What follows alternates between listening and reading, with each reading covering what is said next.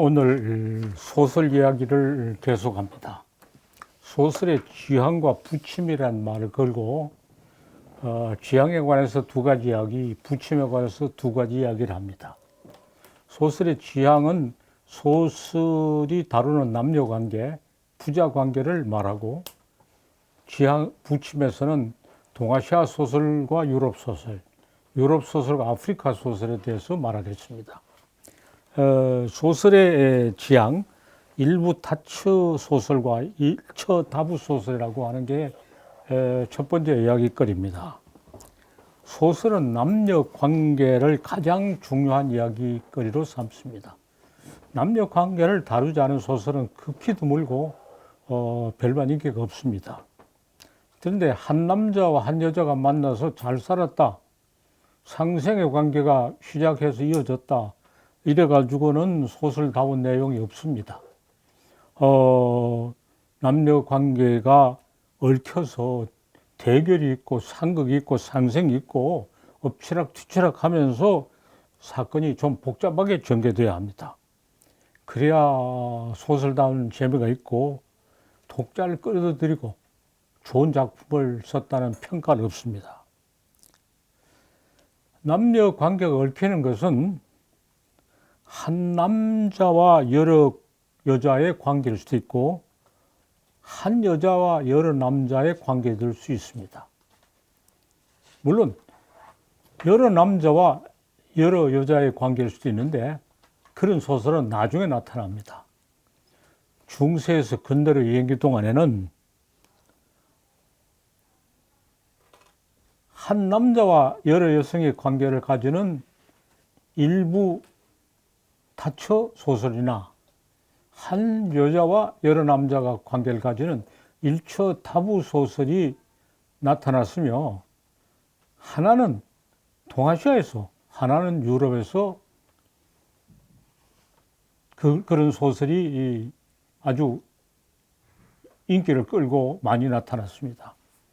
여기에서 이제 용어를 조금 정교하면, 우리는 일부 타처 소설은 우선 처첩 소설이라 하고, 일처 다부 소설은 간통 소설이라 하는데 매우 불공평한 용어입니다. 일부 다처는 예사로 있는 거지만 간통은 있어서는 안 되는 일이라는 무슨 도덕적 판단이 앞서는 것 같아서 그 사실을 공평하게 다루는 데 지장이 있습니다. 영어에서는 폴리게머스라는 것이 일부 타처를 의미하고, 폴리앤드로스라는 것이 일처 다부를 의미하는 용어가 있습니다. 그러나 영어에서도 이 용어는 흔히 쓰지 않습니다. 이 용어를 새삼스럽게 번역할 것 없이 우리말로 일부 타처와 일처 다부라고 하는 말을 쓰는 게 좋습니다. 이것과 폴리게머스, 폴리앤드로스는 그냥 대응된다, 이렇게 생각해야지 그쪽 말을 번역해서 이런 말이 생긴 건 아닙니다. 그쪽 말을 전혀 몰라도 일부 타처와 일처 다부란 말을 사용할 수 있고, 뜻이 명료해서 오해가 생길 수 없습니다. 자, 일부 타처 소설은 동아시아에서, 일처 다부 소설은 유럽에서 생겨나고 발달했습니다. 왜 그런가? 양쪽이 하나씩 맞는 게 공평해서 그런가? 한쪽에서는 둘 다 맞고 한쪽에는 하나도 없으면 그건 말이 안 되죠. 동아시아 소설은 가짜 전으로 시작되고, 유럽 소설은 가짜 고백으로 시작했을 때 둘이 하나씩 이렇게 맡아서 대등했다고 하는 것과 같은 것이 이 경우에도 나타납니다. 그런데 동아시아는 왜 일부 타처 소설이, 유럽에서는 일처 다부 소설이 나타나고 유행했는가? 이 질문은 어떻게 대답할 것이냐? 우선 그것은 풍속과 관련됩니다. 사는 방식과 관계됩니다. 동아시아에서는 처첩이라고 부르주는 여러 여성이 한 남성을 지업이로 하면서 한 집에서 사는 그런 풍속이 있었습니다. 처첩이 한 집에서 살았어요. 유럽에서는 그런 풍속은 없었습니다. 한 남성이 여러 여성과 관계를 맺어도 여러 여성이 살고 있는 주거를 찾아가는 관계였습니다. 막 그것을 유럽 사람은 큰 재미거리로 여기지 않고 한 여성이 한 남성과 공식적인 부부 관계를 가지는 거와는 별도로 다른 남성과 밀회를 즐기고 관계를 가지는 일이 실제로 흔히 있었습니다. 그러니까 채첩이 한 집에 사는 것이나 한 여성이 여러 남자를 찾아다니면서 관계를 가지는 것이 각기 동아시아와 유럽에서 그런 풍속이 있었기 때문에 소설의 두 가지 방향으로 나아갔다. 막 이렇게 설명하는 것이 적절할 것입니다. 동아시아에서는 여성의 정절이라는 것을 굉장히 중요시 여겨서 일처다부 소설이라는 것은 감히 있을 수 없었어요. 그러한 현상도 소설이 없었는데 유럽에서는 여성의 정절이라는 것은 별반 중요하지 않다고 생각하고 여사가 실제로 여러 남성과 관계를 가지는 일이 있었고 그것이 도덕적으로 그렇게 심하게 비난의 대상이 되지는 않았습니다. 그렇지만은 그것이 매우 불편한 일이어서 여러 가지 갈등을 이야기하는 것은 우리가 소설을 읽어보면 알 수 있습니다. 양쪽 소설을 도덕적인 관점에서 윤리적으로 시비한다는 것은 매우 적절하지 않습니다. 거기다 무슨 정치사나 종교사의 개념이 개입하는 것도 바람직하지 않다고 했습니다. 문학 작품을 그 자체로 고찰하는 것이 우리에게 매우 중요한 일입니다. 자, 서론은 이 정도 펴고 이제 본론으로 들어가면 동아시아 일부 다초 소설이 아주 많은데 대표적인 본보기 셋을 들었습니다. 일본 소설 이하라 사이가쿠의 호색 일대남, 고쇼쿠 이츠다이 오독고인가 뭐 이렇게 정도로 읽힐 겁니다. 그런 게 있고 중국의 난능 소수생이라는 필명을 사용하는 이 필명의 주인이 누군지 끝내 밝혀지지 않았다고 앞에서도 말했습니다. 금병래가 있습니다. 한국의 경우에는 김만중의 구운몽을 일부 일처 다처 소설의 아주 좋은 본보기로 들 수 있습니다. 내친 김에 유럽의 일처 다부 소설도 대표적인 예를 셋을 제시해 보겠습니다. 첫째는 프로베르의 마담 보바리가 있습니다. 보바리 부인이라고 번역되죠. 톨스토이의 안나 카레닌이 있습니다. 안나 카레닌이라는 로마자 표기가 뭐 조금 잘못됐습니다. 세 번째는 D.H. 로란스의 차트레 부인의 여인은, 이걸 흔히 차트레 부인의 사랑이라고 번역하는데 라브가 아니고 라버입니다. 그러니까 차트레 부인이 어떤 사람을 연인으로 했는가, 그 연인을 말합니다. 우선 말할 것은 이 6작품은 모두 남성이 썼습니다. 여성이 쓴 것도 유럽의 경우에는 있으나 이렇게 그 뚜렷한 위치를 차지하고 있지 않습니다. 물론 한국 소설이 알려지지 않은 작가고 근데 여성이 상당히 있을 테니까 여성이 쓴 일부 다처소도 있습니다. 그러나 구운몽 만큼 또렷하지 않아서 그런 것 중에서 구태의 대표작을 선정해서 끄집어낼 필요는 없습니다. 6개가 좋은 본보기라고 하는 데 대해서 다른 사람들도 별반 이의가 없습니다. 거기에 대해서는 동의하면서 이제부터 하는 논의에 대해서는 다른 의견도 있고 반론도 있을 수 있고 시비가 분분할 수가 있습니다. 자, 이들 작품이 어떤 특징을 가지고 있느냐. 여기서는 뒤에 유럽의 일처 다부 소설부터 이야기하고 동아시아 일부 다처 소설로 가는 걸로 원고가 되어 있습니다. 왜냐하면 유럽의 이 일처 다부 소설이 오히려 우리에게 잘 알려져 있고 동아시아 일부 다처 소설은 잘 알려지지 않았어요. 우리가 유럽 문학에 대해서는 상당히 잘 알고 명작이라고 떠받들면서 동아시아 소설에 대해서는 잘 모르고 우리 한국의 고전은 거의 모르는 이런 인식의 그 불균형이나 비현상이 상당히 심합니다. 그런데 우리가 무엇을 설명할 때 잘 아는 것을 들어서 모르는 것을 설명하는 것이 이해를 쉽게 하는 순서이므로 잘 알려진 유럽 소설부터 이야기하고 아직 잘 모르는 동아시아 순서로 나가는 그런 순서를 택하고 있습니다. 유럽 소설 잘 알고 있죠. 마담 보바리는 좀 머저리 같은 그런 남편과 지내던 여성이 다른 남성과 관계를 가지면서 자기대로 굉장히 감격에 겨워 좋아하는 것을 작가는 관찰하면서 상당히 야유하는 관점에서 서술한 것이 보바리 부인입니다. 이 작품은 내용보다 그 시점이 특별히 문제가 됩니다. 그것이 작품을 높이 평가하는 이유가 됩니다. 톨스토이는 그런 무슨 아주 남성 소설을 쓰고 무슨 설교가 심하고 이게 무슨 소설이냐 하는 그런 의구를 낳았지만은 안나 카레네를 보면 야 톨스토이가 진짜 소설가구나 하는 걸 알 수 있어요. 남편이 아닌 연인을 아무 조건 없이 열렬히 사랑하는 여인을 과연 나무랄 수 있는가 하는 의문을 제기하고 있어요. 안나 카레네는 톨스토이가 정말 소설가라는 것을 볼 수 있고 설교자라고 하는 오해를 벗게 합니다. 그 다음에 채테레 부인의 연인은 뭐 작품의 내용보다도 이 작품이 이렇게 말썽 때문에 세상 널리 알려졌어요.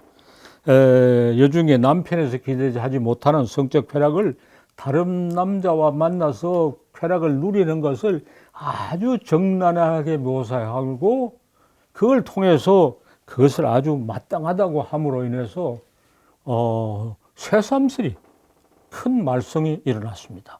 그런 일처다부 소설이 이미 많이 있었는데도 불구하고 채테레 부인의 연인은 좀 도가 지나쳐서 말썽을 일으켰습니다.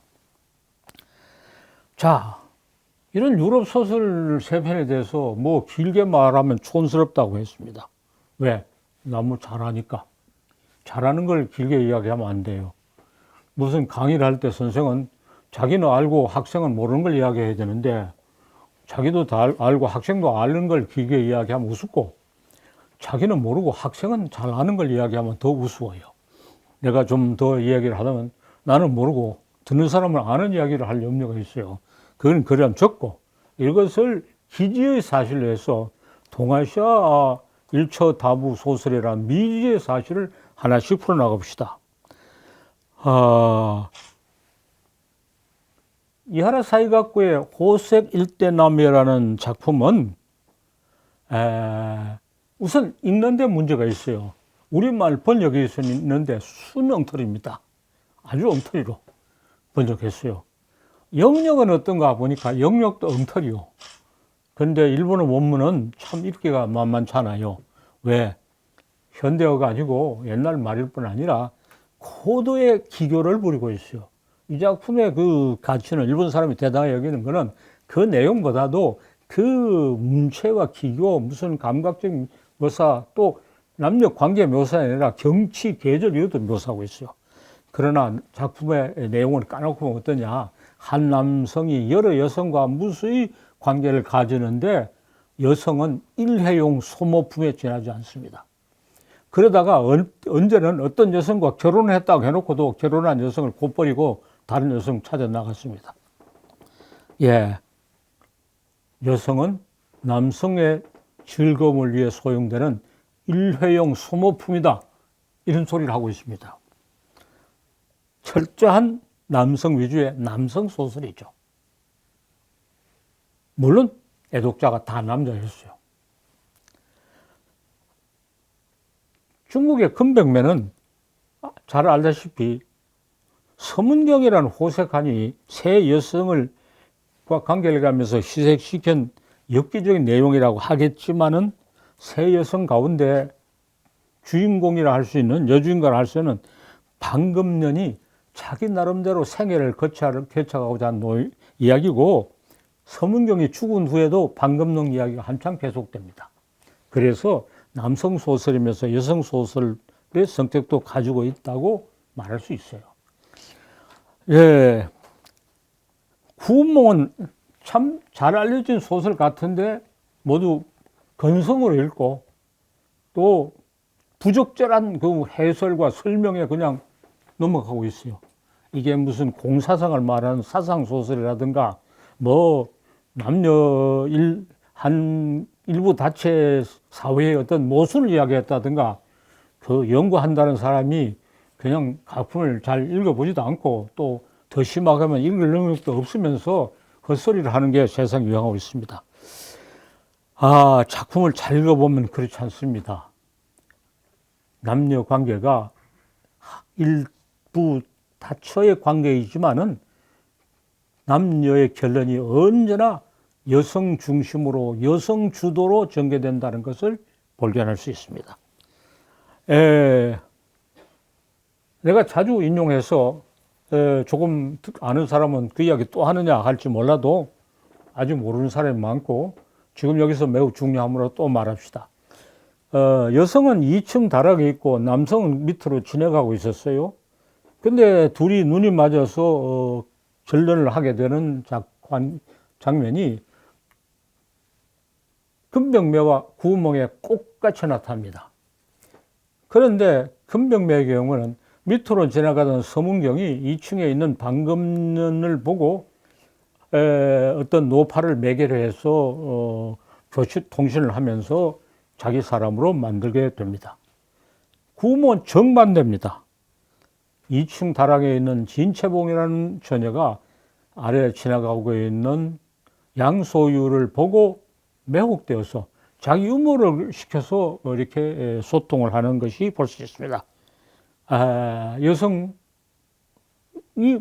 주도하고 여성이 자기식으로 접근해서 남녀 관계가 맺어지는 것이 진채봉의 경우가만이 아니라 구운몽에 등장하는 양소유의 상대가 되는 8여성, 공주부터 아주 종에 이르기까지 각기 다른 여성들이 모두 자기대로 주도권을 가지고 자기가 계획을 해서 그 신분에 맞게, 처지에 맞게 두 사람의 결론을 이어나가는 것을 볼 수가 있습니다.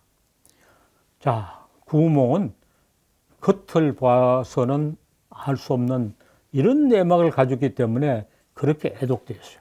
겉으로 이게 무슨 사상송이고 뭐 이상소설이고 영웅의 일생인 걸 그린 것처럼 보이는 것은 점잖은 사람이 이놈 작품을 읽어도 되게 하는 그런 체면치레용이라고 말할 수 있어요. 그것 때문에 구운몽이 애독된 건 절대 아닙니다.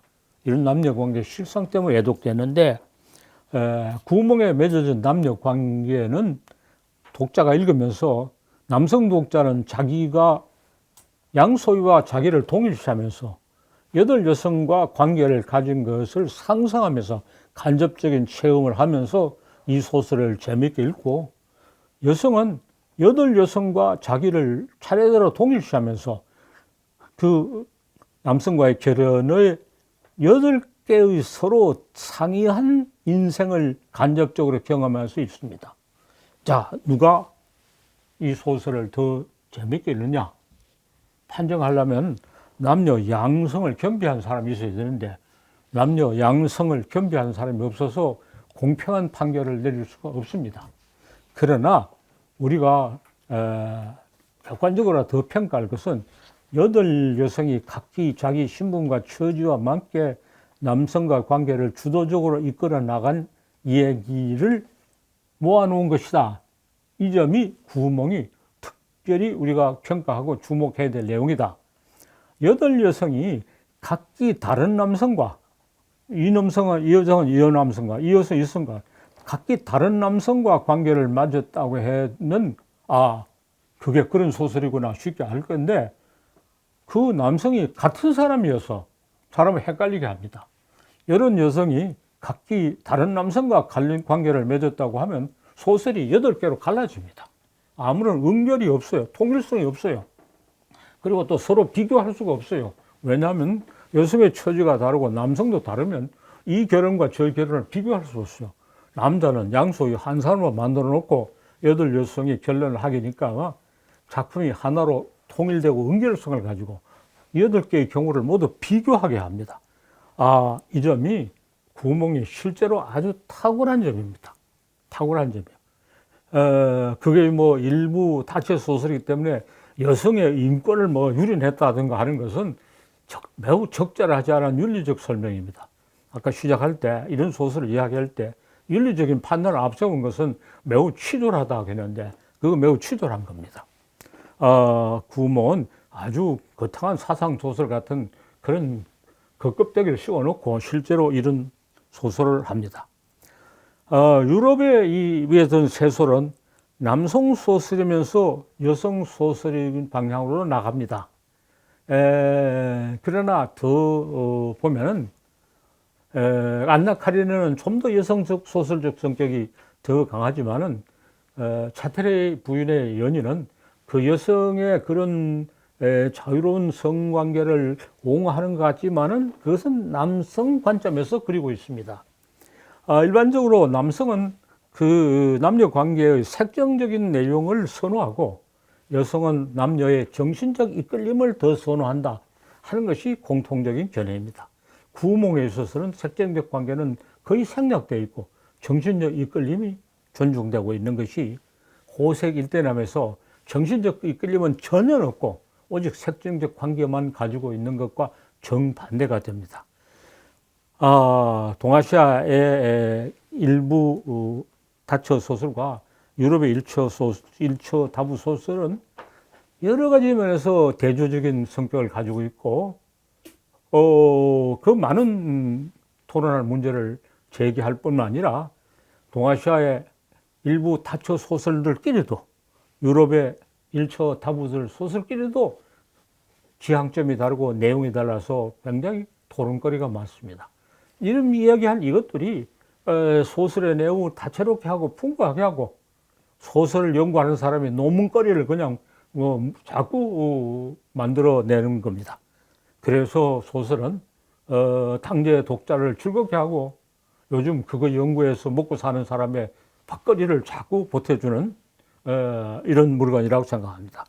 옛날부터 동서 어디서나 소설이라는 건 못마땅하게 생각하고 윤리적으로 문제가 있다고 생각하는 그런 사고방식이 아주 비웃고 소설은 이런 남녀 관계를 다채롭게 이야기함으로써 아주 번창하고 그 덕분에 소설이 널리 정착되고 소설 시대가 화려하게 개막된 것을 우리가 다시 말할 수 있습니다.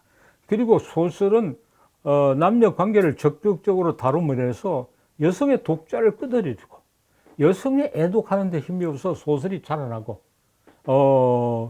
여성의 요구와 희망을 적극적으로 반영한 점에서 굉장히 큰 의의를 가지고 있고 남성 위주의 차등 사회로부터 남녀가 대등한 사회를 가지고 또는 어떤 점에서 여성이 더 큰 발언권을 가지고 나가는 대등한 사회로 넘어가는데 소설이 큰 기여를 했다. 이런 평가도 추가로 할 수 있습니다. 우선 여기까지 멈추고 이 부분에 토론을 해보기로 하겠습니다.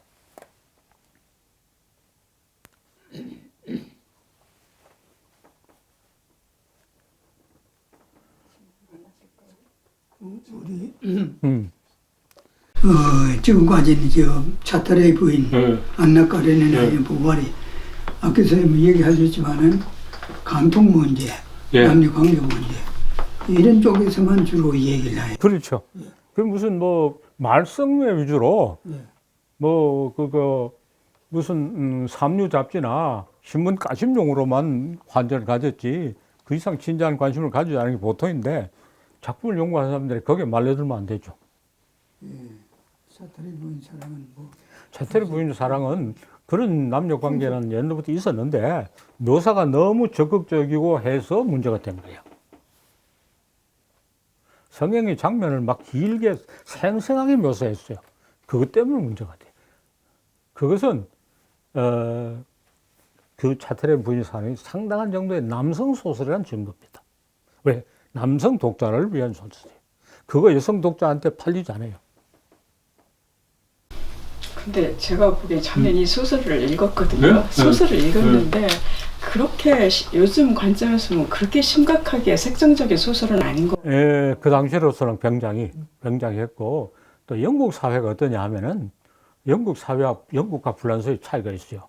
불란서는 그런 데 대해서 좀 더 관대하고 영국은 굉장히 그런 데 대해서 보수적이고 그 엄격한 척해요.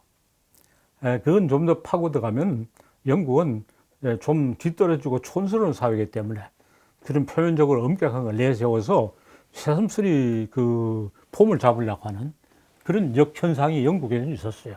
불란서에서는 이미 18세 라클로라는 사람이 썼는 위험한 관계에서 일처 다부 소설이 있고 여성이 여러 남성과 관계를 맺는 것이 뭐 사회에서 용인되는 일이고 그런 소설이 출판되었어도 별로 문제가 되지 않았어요.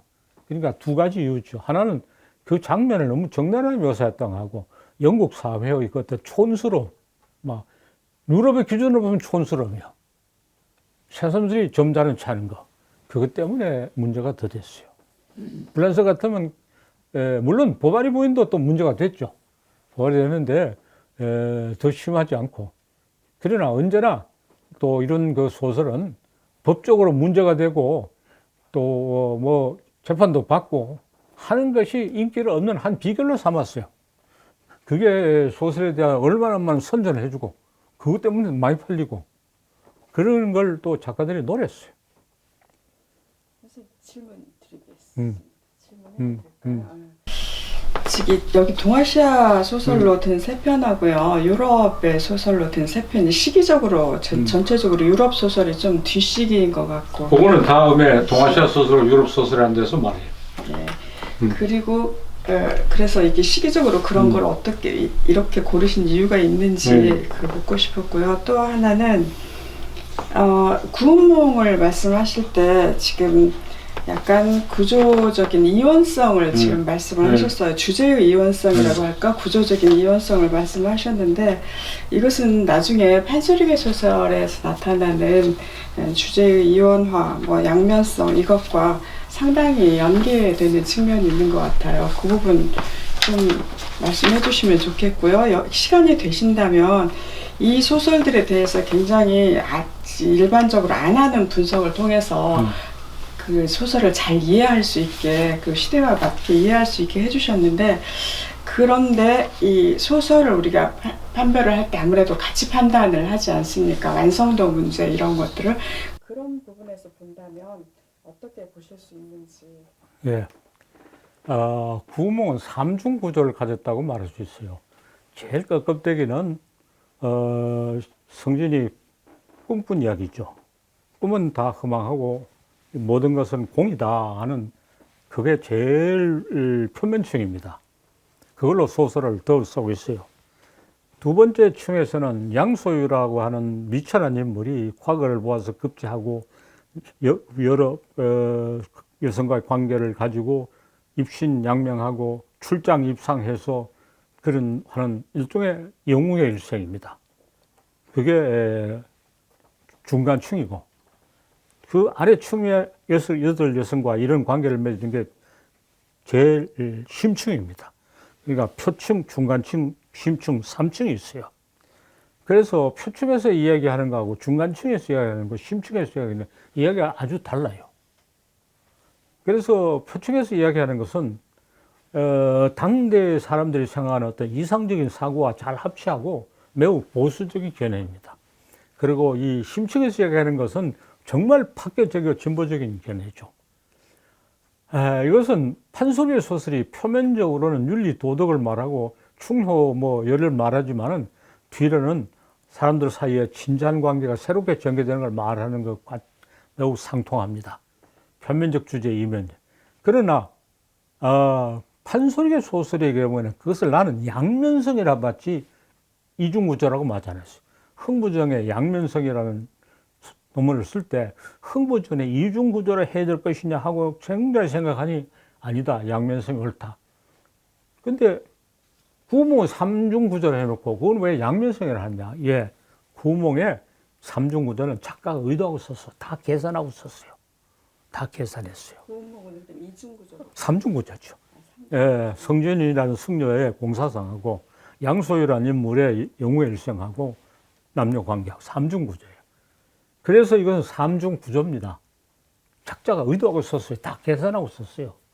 그러나 판소리의 소설은 그것이 판소리로 전해지면서 관계가 더름을 보태고 하는 동안에 계획하지 않고 의도하지 않고 형성됐기 때문에 그것은 이중구조란 말이 적당하지 않고 양면성이란 말이 적당하다. 그렇게 하지만은 그따르고 다른 이야기를 하는 것은 중세에서 근대로 이행교의 시대 성격을 가장 잘 보여주고 있습니다. 그 거치라는 것은 중세적 개념입니다. 겉따르고 속이라는 것은 근대로 내려오는 이야기입니다. 그러니까 겉따르고 속따르다는 것이 중세에서 근대로 이행기 소설의 시대의 특징을 잘 집약해서 보여주고 있습니다. 판소리의 소설이 그럴 뿐 아니라 구몽 또한 그렇습니다.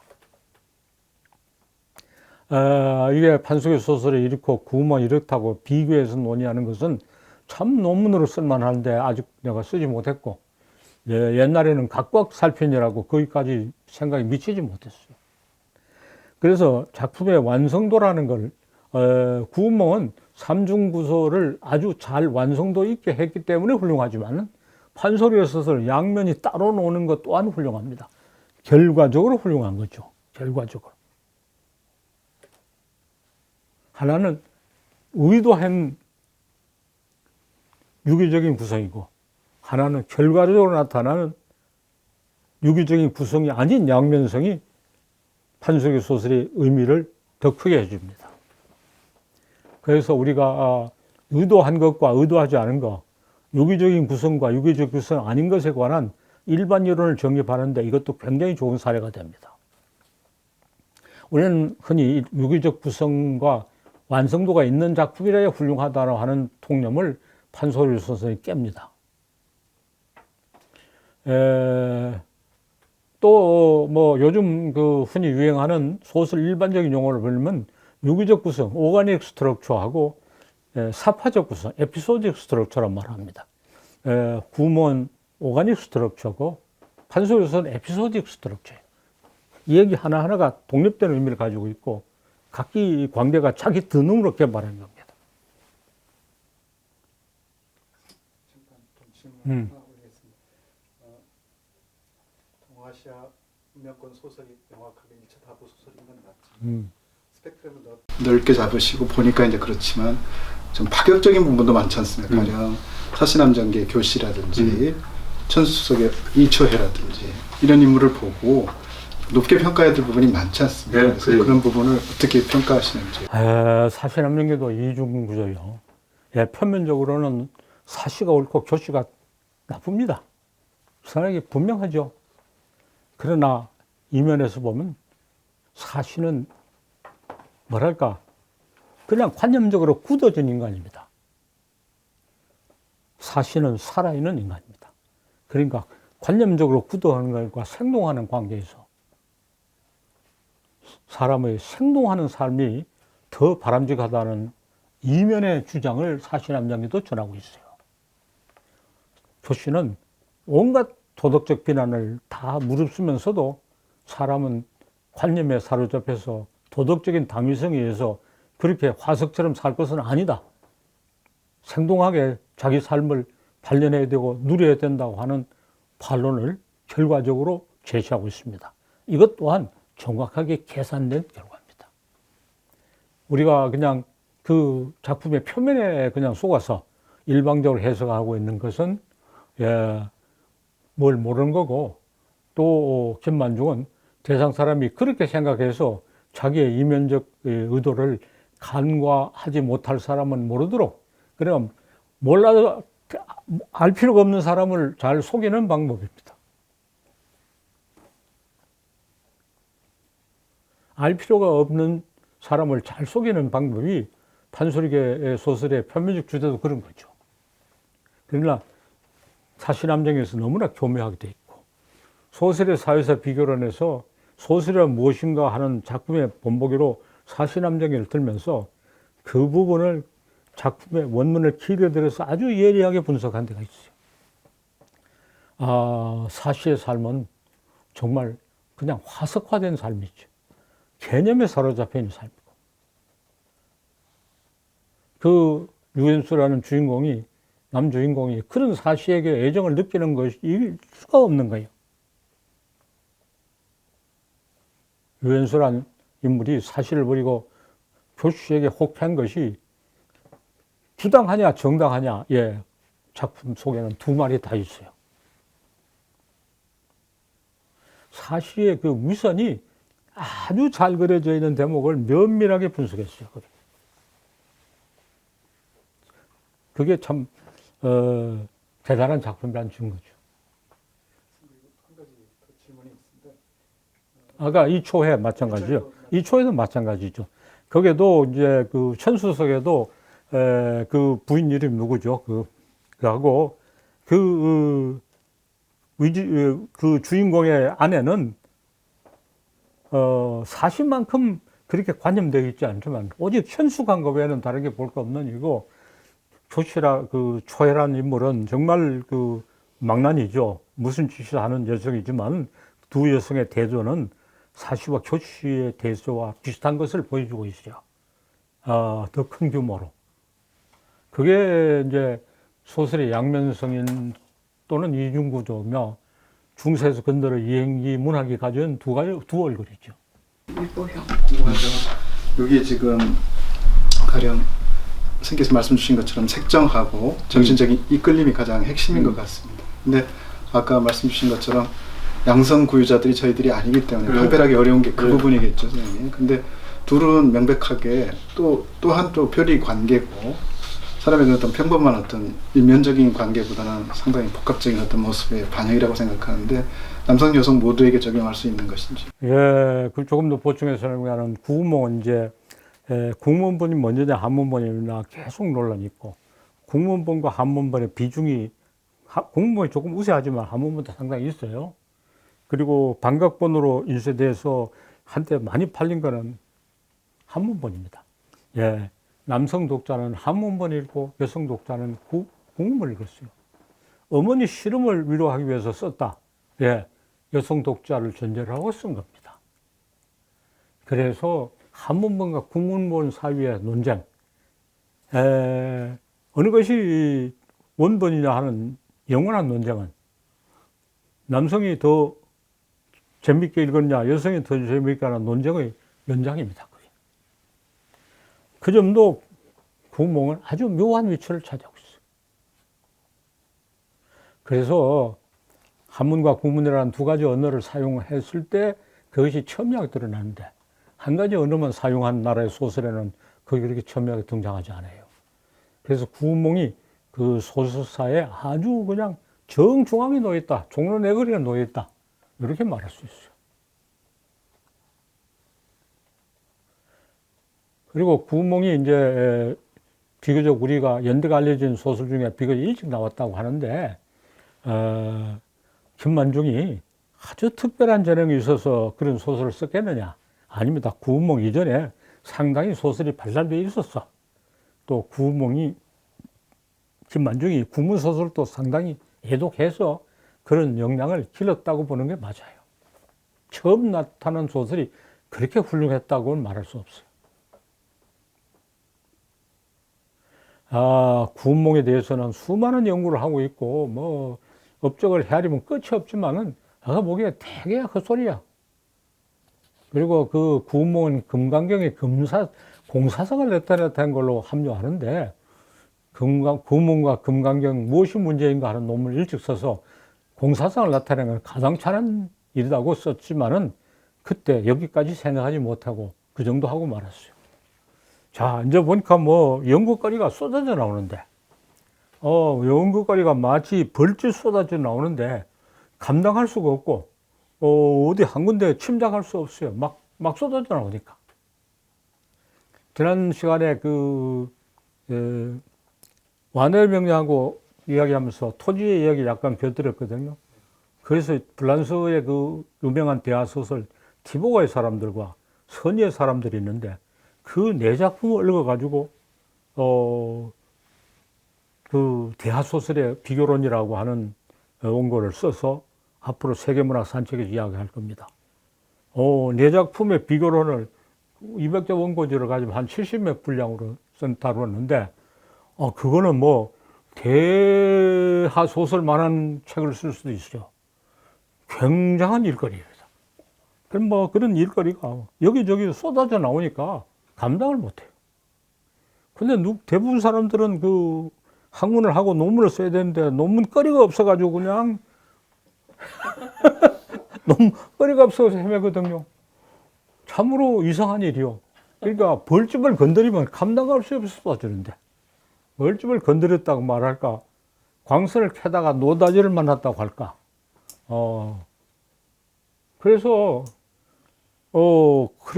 그건 내가 다 다루려고 하는 거는 무슨 착각이냐면 내가 뭐 몇백 살 것 같이 착각하거나 다음 생에서 다루려고 하면 그게 이월이 안 되니까 그 연구거리를 세상에 빨리빨리 흩어주고, 아, 여기 연구거리 있다. 이거 먹고 살다. 그거 흩어주는 게 지금 할 일이라고 생각해요. 아이, 뭐, 거리가 이렇게 많다. 누구든지 차지해라. 이건 내가 저작권 하나도, 소유권 하나도 주장하지 않는다. 그냥 막 내준다 하면서 이 강의도 하고 있는 거예요. 자, 이제 2개 했죠?